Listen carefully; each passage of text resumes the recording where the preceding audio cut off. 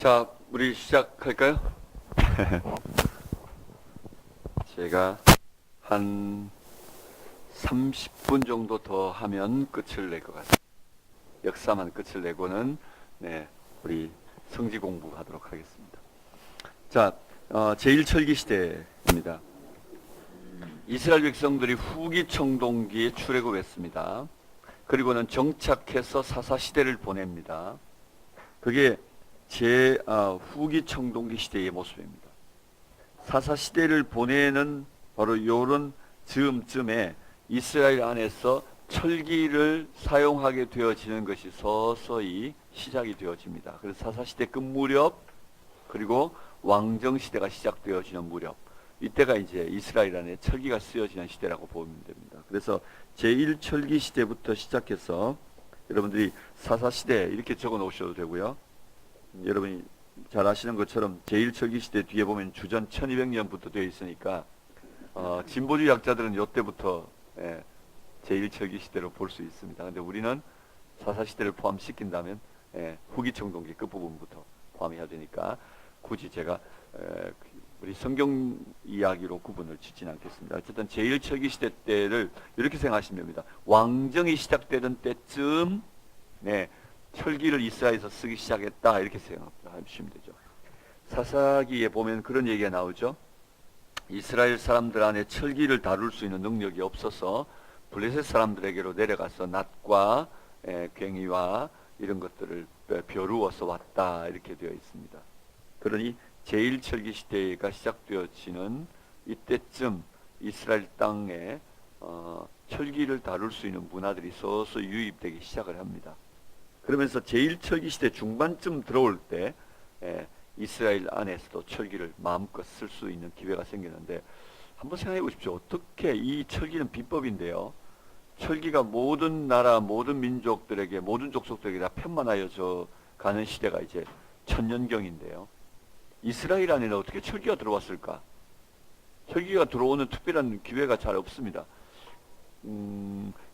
특별히 청동이나 이런 것들을, 주물을 잘 다루는 능력도 실제로 페니키아 필요하거든요. 여러분, 성전 솔로몬 때에도 이스라엘에 그런 장인들이 많지 않았습니다. 그래서 이제 단지파, 아셀지파 사람들이나 이런 사람들 중에 이제 페니키아 쪽에 영향을 받는 사람들이 이런 것들을 주로 다루었거든요. 그랬는데 철기는 어디서 어떻게 들어왔는지에 대해서 실제적으로 알 수 있는 정보가 거의 없습니다. 근데 제 정보인데요, 이건 여러분이 믿거나 말거나 하지만 제가 소설을 쓰는 것입니다. 그래도 조금 믿을만한지 한번 들어보십시오. 사울의 통치하에 이스라엘의 왕정이 수립되긴 하죠. 여러분, 이스라엘 왕정이 수립될 때는 이미 주변 나라들은 다 부족국가 형태로 왕정을 하고 있었죠. 다 왕이 세워져 있어서 이스라엘은 제일 늦게 왕을 세우면서 하나님 되게 마음 아프게 만들고 자기들의 욕심을 채웠습니다. 그래서 하나님이 자기들의 욕심에 맞는 왕을 주셨죠. 그래서 그들이 원하는 왕은 사울과 같은 왕이었죠. 키도 크고 잘생기고 멋있는 왕이었죠. 그렇지만 왕을 세우면 그들이 왕을 모시고 사는 대가 지불이 얼마나 크다는 것을 사울 왕 통치하에서 배우게 됩니다. 그러면서 하나님은 계획되었던 왕을 내어주시는데, 이게 바로 숨기는 왕으로서 자기 목숨을 백성을 위해 내어놓을 줄 아는 예수님 닮은 모습으로 살아가는, 하나님을 왕으로 여기는 다윗을 내어놓습니다. 그래서 다윗이 결국은 신정 통치를 제대로 하는 거죠. 그래서 하나님 나라를 보여줍니다. 그런데 이 다윗 왕이 만들어져가는 과정 안에 하나님은 다윗에게 철기를 손에 쥐어주셨다고 저는 생각합니다.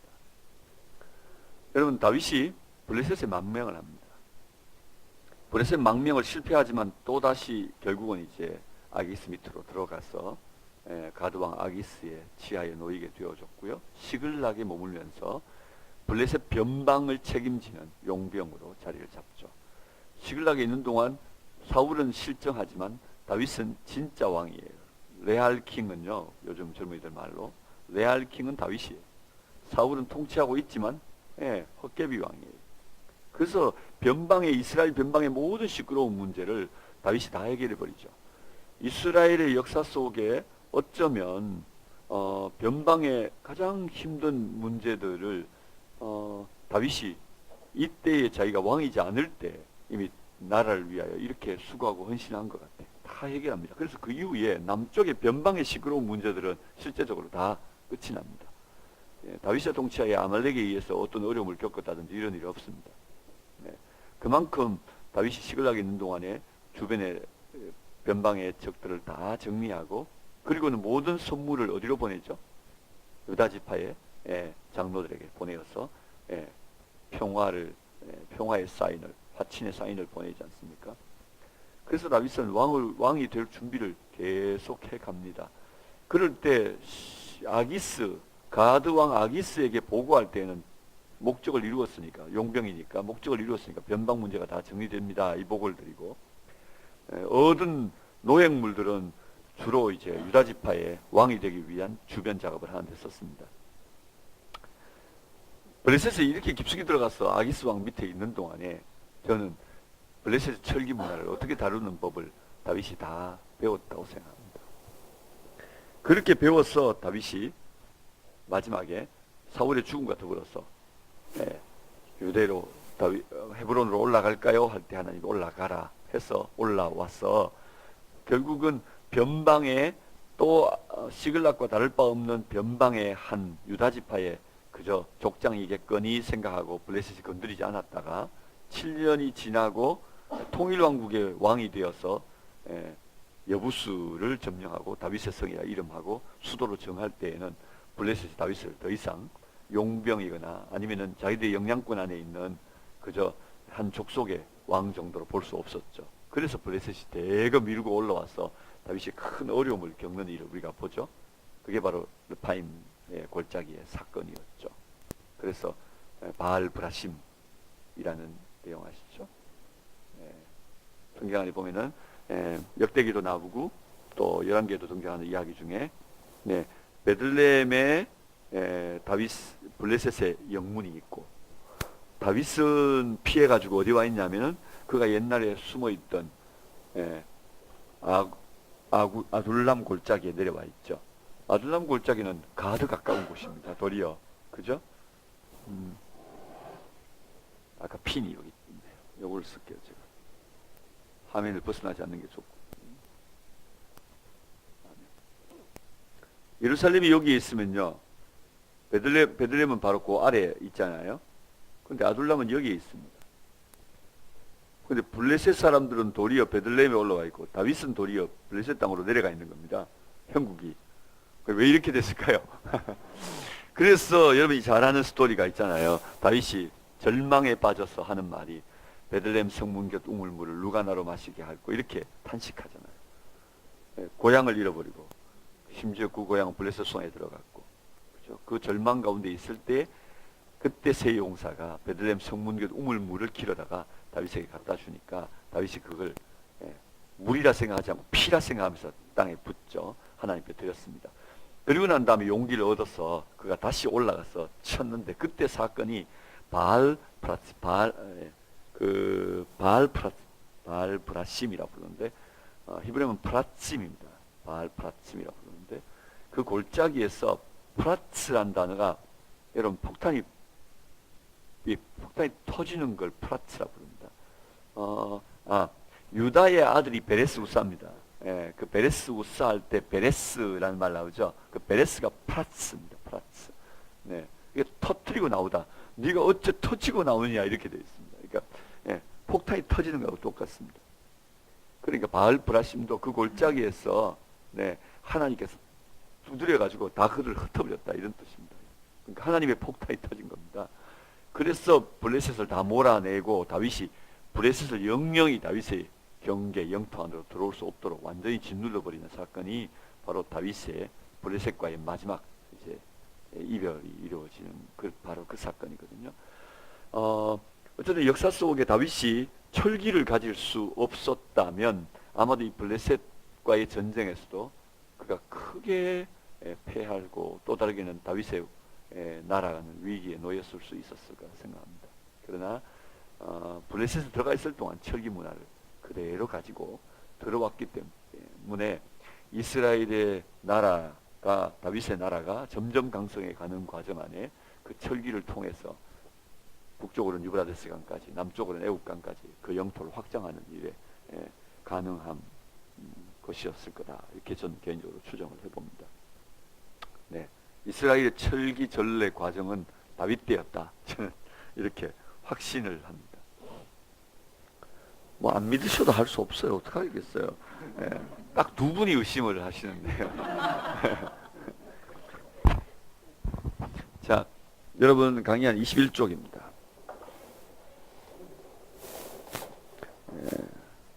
제2철기 시대인데 이스라엘의 왕정 시대로 들어갑니다. 다윗 통치와 더불어 솔로몬의 통치가 이어지는 시대, 이게 제2철기 시대다 이렇게 생각합니다. 제2철기 시대가 시작할 때 이스라엘은 가장 강력한 시대, 고대 근동의 어떤 나라들도 다윗의 나라, 다윗 왕조를 위협할 수 없을 만큼 아주 강력한 파워를 가지게 되어집니다. 그때 우리는 다윗이 가진 힘이 어느 정도였는지에 대해서, 심지어 여러분 솔로몬의 부의 그 금액하고 다윗이 가졌던 부의 금액하고 비교해 보면 다윗이 훨씬 더 많습니다. 실제상으로는. 네. 그만큼 다윗이 경제적으로도 군사적으로 강한 왕이었을 뿐만 아니라 경제적으로도 부한 왕, 부자 왕이었다는 사실을 우리가 기억할 수 있습니다. 그리고 난 다음에 솔로몬 이후에 분열왕국이 되어져서 남쪽의 여로보암, 북쪽의 르호보암, 북쪽의 여로보암의 시대로 나뉘게 되어지죠. 다윗과 솔로몬 때는 애굽이 평화조약을 맺습니다. 다시 말하면 다윗에게는 어찌할 수 없어서 못 건드리고, 여러분이 잘 때 되면 어떤 모습을 취했는지 아시죠? 애굽에 공주를 주었잖아요. 네. 힘이 세면 힘으로 누릅니다. 힘이 약할 때는요, 네, 정략 결혼을 하는 법입니다. 솔로몬 결혼을 통해서 솔로몬과 화친하죠. 그러면 애굽의 문제는 그렇게 해결한다, 애굽은 그렇게 문제를 해결한다 치면 대상 무역을 해야 하는 시반 왕국의 스바는요, 네, 시바는 그래서 엄청난 보화를 가져옵니다. 금 100달란트를 가지고 오죠. 금 100달란트는 우리가 그냥 뭐 달란트 정도가 아닙니다. 그러니 여러분 이게 시반 왕국의 교역로를 열기 위한 시바 여왕의 방문이었던 겁니다. 그래서 정치적으로 애굽은 뭘로 합니까? 정략 결혼을 했다면 시반 왕국은 향료의 정착점이거든요. 시바는. 네, 그래서 그가 금 100달란트와 향료를 가지고 옵니다. 발상을 가지고 오죠. 그래서 다윗이, 그때 솔로몬이 세상에 이런 향료를 본 적이 없다고 생각이 되어 있습니다. 한 번도 보지 못한 향료.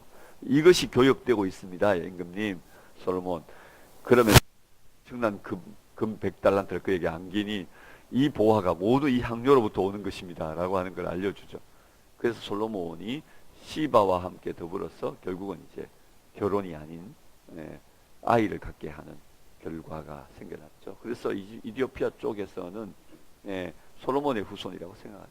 이스라엘이 아주 공공연하게 이디오피아 유대인들을 받아들여 가지고 있죠. 심지어 뭐 이때 율법을 줬을 뿐만 아니라 심지어 법계까지도 줬다고 이야기하는 이야기가 회자될 만큼. 자, 어쨌든 시반 왕국은 결국은 이것도 정략 결혼 형태로 솔로몬의 왕자를 데리고 갑니다. 낳게 된 거죠. 그러니 남쪽이 솔로몬과 이렇게 교역을 열 정도였습니다. 그러나 솔로몬이 힘이 약해지는 때는 애굽이 다른 방법을 씁니다. 그게 솔로몬이 약해진 때를 기다리는 것이 바로 여로보암의 망명을 받아준 것이었죠. 언제라도 힘의 균열을 만들 수 있는 것은 북쪽의 여론을 가지고 있는 여로보암을 망명을 받아주는 것이었죠. 솔로몬 이후에 르호보암이 이어받지만 결국 여로보암을 돌려보내어서 나라를 두 쪽 내어버리고 더 이상 이스라엘 나라가 그 근동 안에서 패권을 가지지 못하도록 만들어버리는 애굽을 우리가 볼 수 있죠. 그게 제2철기 시대 때의 역사적인 흐름들 안에 있는 모습들입니다. 그러면서 이스라엘은 흔들리기 시작하고요. 남쪽도 북쪽도 한 50년 동안 아주 동족 분쟁을 합니다. 그죠? 첫 번째 50년간 왕족의 두 왕조의 갈등기. 그 50년이 지나면서 두 왕조가 안정감을 가지면서 서로 군대가 더 많아지고 견고하게 되는 때가 북쪽에서는 아합 때고, 예, 남쪽에서는 여호사밧 때입니다. 그래서 여호사밧 때 군대가 120만 정도가 됩니다. 예, 어마어마한 군대죠. 그래서 다윗의 군대가 남쪽 북쪽 다 통틀어서 다윗의 군대가 130만 정도를 가지고 있었거든요. 그런데 여호사밧이 유다 왕국만 데리고 120만 군대를 가지고 있었으니 여호사밧이 어느 정도의 대군을 거느린 왕이었는지를 우리가 봅니다. 애굽에서 구스가 원정을 떠나올 때에 애굽에서 100만 대군을 데리고 올라왔는데요. 예, 그런데 여호사밧이 120만을 거느리고 있었다. 예를 들면 이런 건 굉장한 거죠. 예. 자, 우리가 여호사밧 때 남쪽은 가장 부를 누렸고요. 북쪽은 바로 아합 때였습니다. 그래서 여러분 강의한 21쪽 위에 아합이 역사 안에 성경 외의 역사 기록 안에 등장한 때가 있었는데 신흥 아수르를 남진하지 못하도록 막기 위한 전쟁을 벌였습니다. 그때 아람이 중심이 되고 12개 동맹군이 군대를 파견할 때 아합이 병거를 2000승을 가지고 올라갑니다. 보병 숫자는 별로 중요하지 않습니다. 병거가 힘이거든요. 여러분 성경에 이렇게 되어 있는 거 기억하시죠? 말과 병거를 의지하고, 하나님을 의지하지 않고 말과 병거를 의지하고, 군대를 의지하지 않고 이렇게 되지 않고 말과 병거를, 그러니까 말과 병거가 전력입니다. 전력. 그 군대가 얼마나 힘이 있는지를 보여주는 거거든요. 그러니 아합이 모든 12개 나라들 중에 그저 가장 강력한 군대를 가지고 있었다는 것을 보여주는데 병거를 2000승을 데리고 올라갔다는 것입니다. 그게 바로 카르카르 전투입니다. 자, 이렇게 해서 아람과 함께 동맹을 했던 이 아합이 아람과 함께 맞짱 떠도 좋겠다 생각하고 라못 길르앗으로 올라가죠. 그래서 라못 길라 전투에서 바로 죽습니다. 카르카르 전투에 참석하고 돌아와서 아람을 꺾어보겠다고 길라 전투로 올라갔다가 아합이 죽습니다. 여러분 22쪽을 한번 보실까요? 22쪽을 보시면은 중간쯤에 연대기가 있죠. 연대기가 주전 1010년 970년까지 다윗의 통치부터 쭉 이렇게 나오는데 거기 오므리 왕조 880년 아합의 통치 874년 나오죠. 874년부터 853년까지가 아합의 통치입니다. 그런데 카르카르 전투는요 853년입니다. 똑같죠? 그래서 카르카르 전투를 아합이 다녀오고 그리고 난 다음에 그와 함께 동맹을 했던 아람을 공격하러 올라갑니다.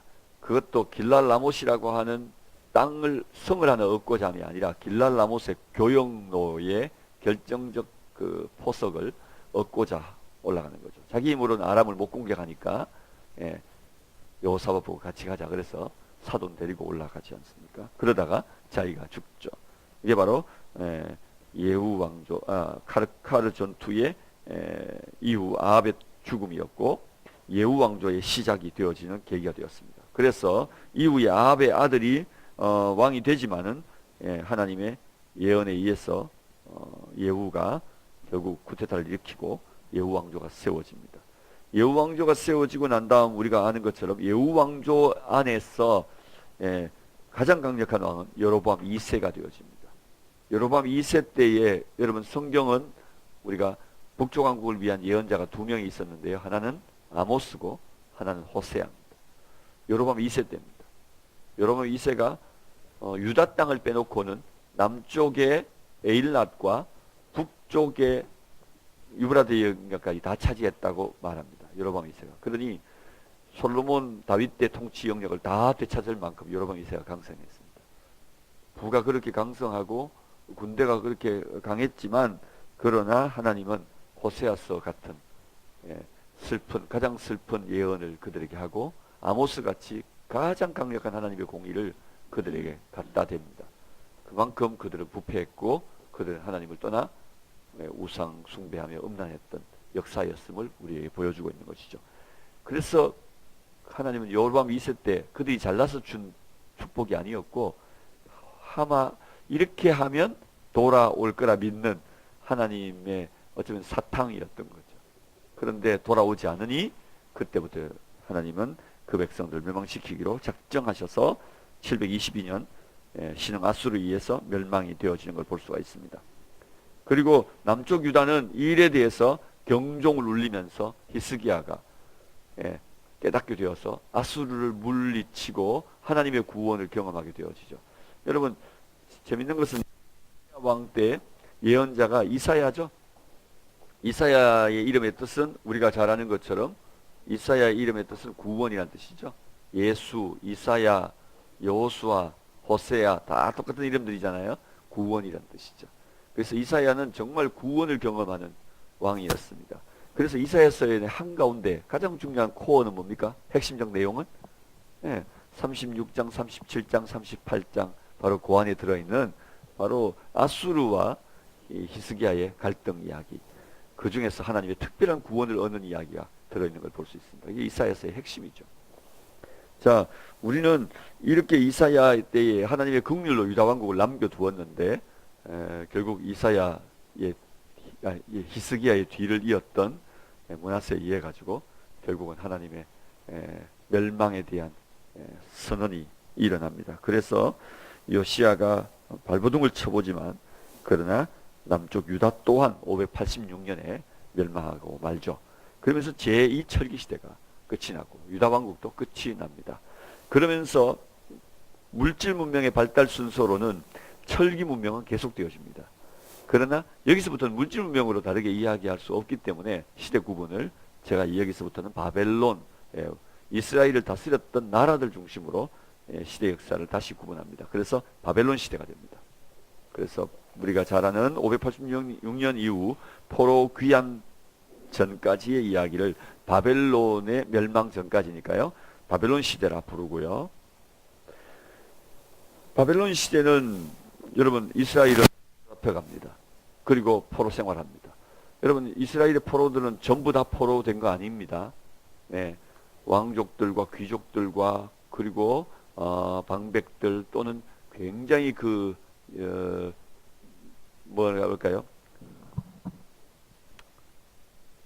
공예품을 잘 다루는 능한 재주를 가진 사람들, 이런 사람들을 바벨론 사람들이 다 잡아가죠.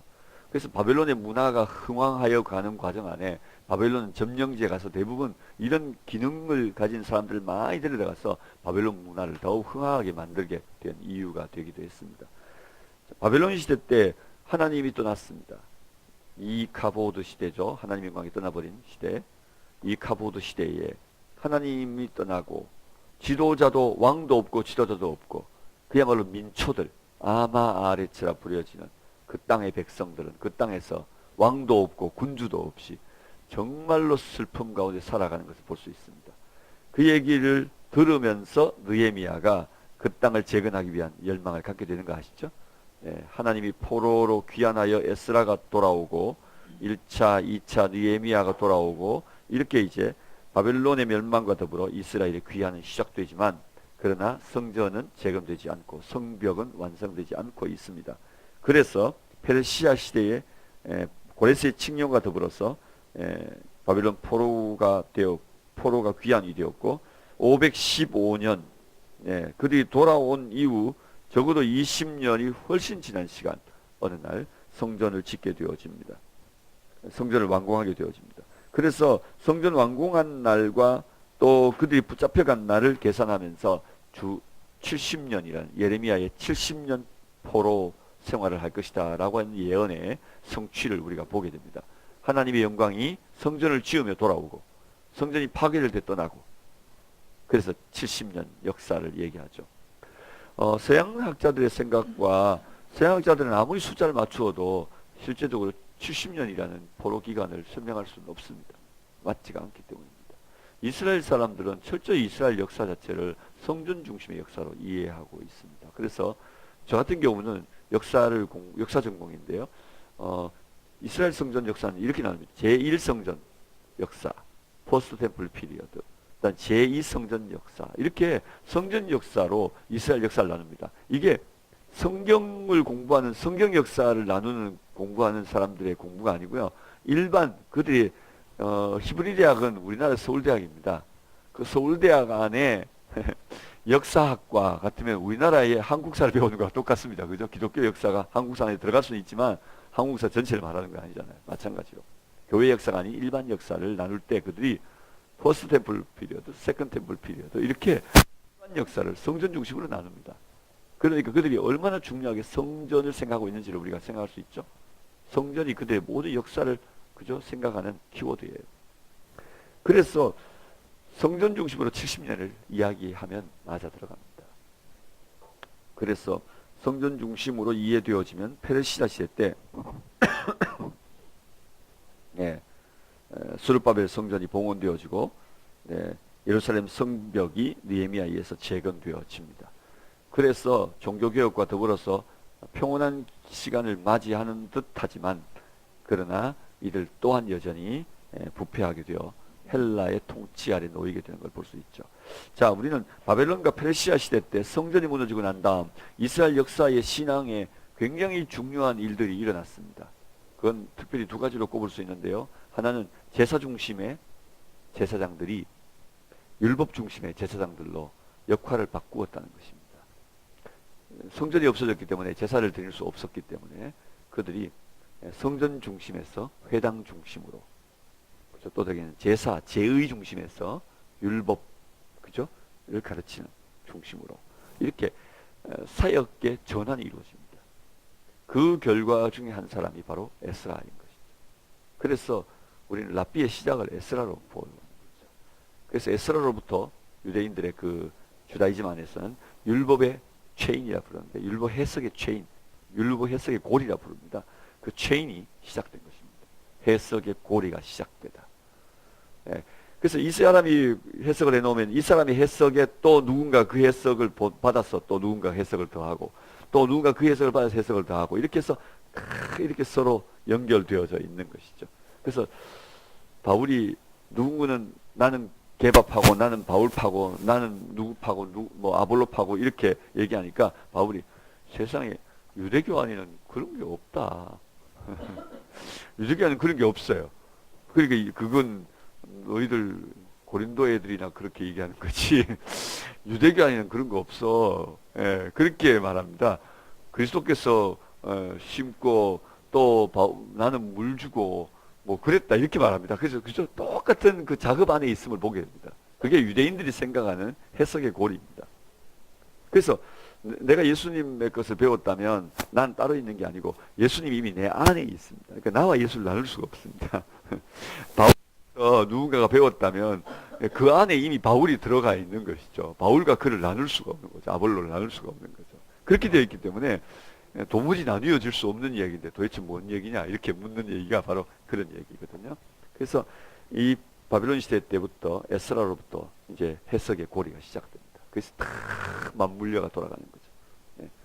그렇게 해서 해석학의 유대 해석학의 시작 또는 뭐 탈무드의 시작 또는 미드라시의 시작 뭐 미시나의 시작 모든 것들이 사실은 이때로부터 계속되는 걸 볼 수 있죠. 그래서 첫 번째 중요한 변화 바벨론과 페르시아 시대 때 중요한 변화 한 가지 얘기했습니다.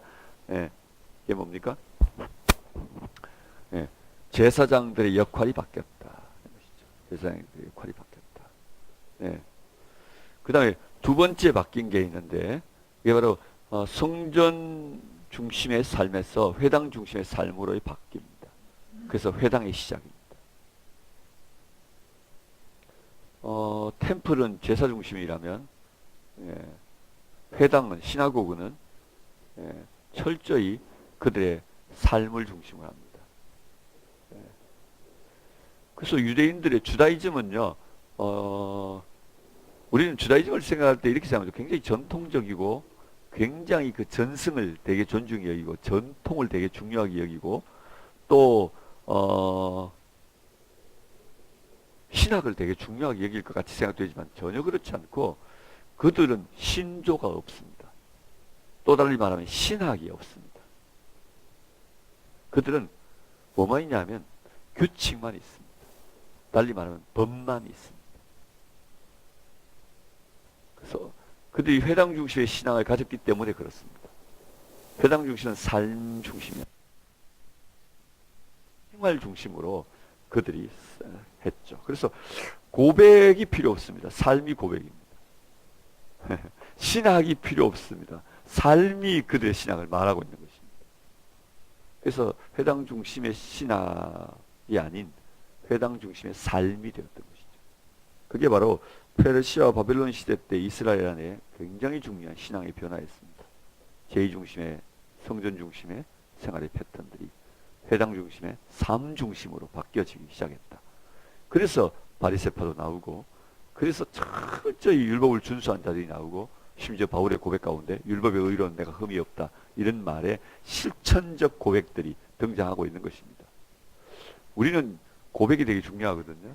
그래서 이런 실천에 대한 말은 율법의 의로 구원을 자가 누가 있냐, 그런 말 아무나 못해, 이렇게 해서 아무도 그 말을 못하게 함으로 보다 더 실천적인 삶을 중요하게 여기지 않게 만들어버렸습니다. 고백만 중요하게 만들어버렸습니다. 그래서 공부만 열심히 하게 했죠. 신조 중심에, 아니 공부만, 지식만 가득 채우게 했던 거죠. 유대인들은 공부를 하는 내용은 전부 프랙티컬한 것들 때문입니다. 이거 어떻게 할까요? 이거에 대한 논의 때문에 공부였습니다. 이건 어떻게 할까요? 하우에 대한 것 때문에 그들이 논의를 한 것입니다. 그래서 탈무드는 하우에 대한 책입니다. 그래서 우리가 탈무드를 잘못 이해하면 안 되죠. 그래서 탈무드는 철저히 하우에 대한 얘기입니다. 그래서 모든 하우가 다 들어있기 때문에 그들이 문제만 있으면 하우를 찾는 것이죠. 네, 그게 탈무드 안에 있는 것이죠. 탈무드는 그래서 답이, 삶의 모든 것의 답이죠. 자, 헬라 시대로 들어오면서 마게도니아로부터 알렉산더가 시작되어서 유럽과 소아시아 전체를 점령하고 페르시아 땅들을 다 차지해 버립니다. 그래서 여러분이 잘 아시는 것처럼 페르시아 땅, 저 겐지스 강가에 알렉산더가 도착해서 그의 나이 27에 그렇게 고백했잖아요. 더 이상 정복할 땅이 없다 하고 울었대잖아요. 그가 울었다고 했는 바로 그 겐지스 강가를 둘러싸고 페르시아 땅 전체에 모두 알렉산드리아라는 도시를 세우지 않습니까? 알렉산드리아가 이집트만 있는 게 아니고 그의 땅의 경계 도시들이 모두 그의 이름을 딴 알렉산드라는 이름을 딴 도시들이었죠. 그러니까 제가 정확히 기억이 왔다 갔다 했어요. 32에 죽습니까? 33에 죽습니까? 네? 네. 그렇습니까? 네. 32 또는 3에 죽었답니다. 그렇게 죽는데 후계가 없다 보니까 4명의 장군들, 휘하 장군들이 나라를 나뉘어 갔죠. 그것들이 바로 여러분 강의 23쪽 아래쪽에 보면은 프톨레미, 이집트 알렉산드리아를 중심으로 하는 프톨레미 왕조가 이스라엘 땅을 차지하면서 그쪽에 프톨레미 왕조가 되었고, 이스라엘은 자연스럽게 가나안은 프톨레미 왕조의 손에 들어갑니다. 톨레미 또는 프톨레미. 그리고 난 다음에 셀루키드는 시리아를 중심으로 해서 저 터키 위쪽이죠. 그렇게 해서 셀루키드 왕조가 차지하게 되고요. 그 다음에 비두니아 트라키아 지방이라 그래서 마게도니아 가기 전까지입니다. 터키 지역에서 마게도니아 가기 전까지 그 지역까지를 리시마쿠스 왕조입니다. 그리고 난 다음에 마게도니아, 그죠? 헬라의 본토 마게도니아는 카산더 왕조가 차지합니다. 그래서 이 4개의 장군들이 왕이 되고 그 땅을 통치하게 되어지는데, 이스라엘 땅을 놓고 톨레미, 이 2개가 계속 갈등하는 과정이죠. 첫 번째는 톨레미 취하에 놓였기 때문에 굉장히 자유롭게, 그래서 이스라엘이 종교적으로, 정치적으로, 경제적으로 여러 가지로 굉장히 이스라엘은 자유롭게 살게 됩니다. 그런 과정 안에 이스라엘은 사내들인 공의를 만들게 되죠. 사법과 그죠? 정치를 할 수 있도록 허락해 주었기 때문에 말이죠. 그 다음에 또 다르게는 70인 경우 6명씩 12지파 72명이 번역했습니다. 70인 경우는 72명이 번역해서 헬라어로 되어진 성경 최초의 번역본이 생겨지죠. 그래서 헬라 사람들 모두가 그저 이 책을 만나게 되어집니다. 이스라엘 사람들이 읽을 뿐만 아니라 헬라 사람들이, 유대인들이 사랑하는 바로 그 정경, 이 책을 받게 됩니다. 고대의 다른 종교들이 이런 정경을 가지고 있지 않았습니다. 그런데 바로 이 유대교는 이 정경을 가지고 있는데 이 책이 복음을 전할 수 있는 기회가 된 거죠. 그래서 유대인들이 번역해 놓은 바로 70인경이 헬라 사회 전 지역에 파급되어졌죠. 여러분이 잘 아는 에페소스의 그 거대한 도서관, 알렉산드리아의 거대한 도서관, 이런 도서관들이 뭘 말해줍니까?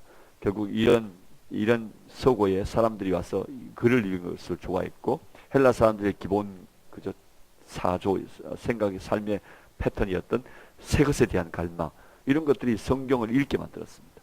그래서 예수님이 오시기 전에 역사는 준비되고 있었던 것이죠. 성경의 구약의 이야기가 헬라 사회 안에 편만하여졌던 것입니다. 그러면서 여러분, 로마의 점령하에 이스라엘이 놓여졌을 때, 여러분 갑자기 고넬료가 기도하는 사람으로 등장하고, 예를 들면 가버나움의 백부장이 회당을 지어주고, 도대체 이놈들은 다 어디서 온 놈들인가?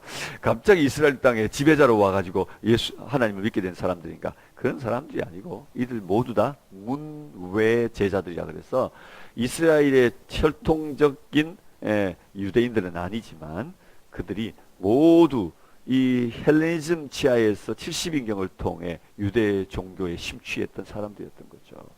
그래서 이런 이해들이 백부장들 몇몇을 통해서 우리가 알 수 있지만 깊이 헬라 전 사회 안에 깔려 있었기 때문에 바울이 가는 곳마다 거점 선교, 도시 중심으로 선교할 때마다 늘 찾아가는 곳이 첫 번째는 회당이고 두 번째는 아고라, 시나고그 앤 아고라. 이것이 바울이 전략적으로 노리는 두 곳이었던 거죠. 회당은 유대인들을 위해서, 아고라는 바로 이것을 이미 듣고 있는 자들 가운데 예수만 가르치면 복음이 들어가니까요. 네. 그렇게 해서 아고라에서 변론하며 복음을 가져가는 바울을 볼 수가 있죠. 네. 그래서 복음의 때가 준비되어지는 과정, 헬레니즘 치하에. 그러나 헬라 사회의 영향력은 자유로워지면서 이들이 헬레니즘 영향력 안에서 세속화되기 시작했고, 유대인들의 정체성들이 점점점 희석되어지죠. 그럴 때 하나님이 부죠. 성경을 번역하여 하나님이 사실은 온 세상에 당신의 복음을 가져가는 인류가 같다고 얘기할 수 있습니다. 자, 프톨레미 치하에서 이렇게 자유로워지고 헬레니즘 영향 안으로 스며들어져 버릴 때 하나님은 방망이를 듭니다. 그게 바로 북쪽의 셀루키드를 남쪽으로 내려오게 만들어서 이스라엘이 셀루키드의 치하에 놓이게 합니다. 그러면서 강력한 고통을 겪게 되죠. 그게 바로 제우스 신의 현현이라 불리는 안티오쿠스 4세, 3세 때 이스라엘이 셀루키드의 손아에 들어갑니다. 그리고 4세 때 바로 자기를 제우스 신의 현현이다. 그래서 자기를 에피파네스라고 불렀습니다. 그래서 자기를 제우스 신의 현현이라 말하던 안티오쿠스 4세가 제우스 신상을 예루살렘 성전에 세우고 돼지를 제사하게 만들고 등등 이런 일이 벌어지면서 봉기가 일어납니다. 그래서 마카비 가문, 제사장 가문이죠. 망치라는 별명을 가졌던 제사장 가문, 마카비 가문에서 봉기하여서 결국 성전을 되찾고 그때 수전절을 지키게 되죠. 그리고 또 다르게는요, 헬라를 축출하게 되어집니다. 이런 과정에 제사장이 왕이 되어지는 일이 생겨나죠. 그래서 시몬이라는 제사장 때 왕가가 세워졌기 때문에 더 시모나이츠, 더 시몬 사람들, 이런 뜻으로 더는 히브리 말의 그죠? 시몬, 그래서 하스모니안 왕조가 생겨나죠. 이게 바로 이스라엘의 독자적인 왕조입니다. 제사장이 또는 왕이 되는 정종일치가 되는 시대가 열리게 되죠. 그래서 바로 제사장이 왕이 되는 이들이 바로 사두개인들, 사독계열의 제사장 계보, 사두개인들의 바로 본 주류가 되어지는 것이죠. 그러니 왕권도 가지고 대제사장으로서 종교적 권력도 다 가졌으니 세상에 양날을 다 가졌으니 무서울 게 없잖아요. 그러니 사두개인들은 이곳에서 이대로 영원히, 강남 부자들이 분당해서 그러나요? 이대로 한다면서요. 그래서 사두개인들은 모세 오경만 믿고, 그죠? 네세를 믿지 않고 이대로 영원히를 외치고 있었던 사람들이었던 거죠. 그리고 하스모니아 왕가가 이렇게 부패하니 하나님 어떻게 했습니까? 하스모니안 사독 계열의 이 사두개인들을 반대하는 계파가 생겨납니다. 그들이 바로 바리사이파, 구별하여, 그죠? 자기들을 철저히 율법을 지키는, 율법 준수하는, 아주 율법의 의를 강조하는 계파가 생겨나죠. 그래서 바리새인들의 의가 너희들에게 없다면 천국에 못 들어간다, 이렇게 말하는 만큼 준수를 외치면서 사두개인과 다른 삶을 말합니다. 자, 그런데 이들 또한 계속해서 전통과 그죠? 조상들의 전례들을 계속 이야기하니 여기에서 다 더러워졌어 이렇게 말하면서 일어난 계파가 있었죠. 바로 에세네죠. 그래서 광야로 나갔습니다. 바로 이들의 후계 중에 하나가 우리는 세례 요한이 있다. 이렇게 세례 요한의 라이프 스타일을 통해서 말할 수 있죠. 그리고 그냥 싹 쓸어버려야 돼 이러면서 다혈질 그죠 과격한 자들이 일어났는데 바로 이들이 열심당들. 그래서 예수님 당시에 이런 네 계보가 있었습니다. 그런 중에도 정치적으로 계파 하나가 더 붙었는데 그게 바로 헤롯 당들이죠. 헤롯 당은 이 네 파의 어느 에도 속하지 않고 정치적 라인을 타면서 자기들의